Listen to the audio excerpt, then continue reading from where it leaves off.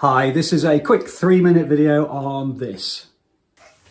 Okay, so this is one of those questions that keeps cropping up at round about grade 4 on a GCSE paper. And it says the bearing of Leeds from Liverpool is 112 degrees. So what it basically means is if I'm sitting in Liverpool and I've got the north, then at an angle of 112 degrees, if I follow that bearing, eventually it'll take me through to Leeds, which is here. Okay, and then the question is find the bearing of Liverpool from Leeds. So I've got to do exactly the same. I'm going to go from the north, and really the question is asking what is this angle, because with bearings the important thing is it's always north and then clockwise. Okay, so the way I would do this, I would look at something like corresponding angles, because if you can imagine the two norths that we've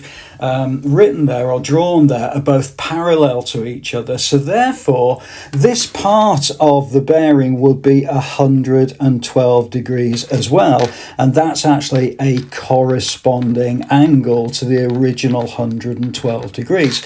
Okay, so what else have I got to do? Well, I've also got then the straight line, which is going to be from this point here all the way round to this point, which is another 180 degrees. So I've got a corresponding angle of 112, and then I've got a straight line which is going to be 180 degrees. So if I add those two together, that's going to be 292. So therefore the answer to the question, the bearing of Liverpool from Leeds, would be 292 degrees.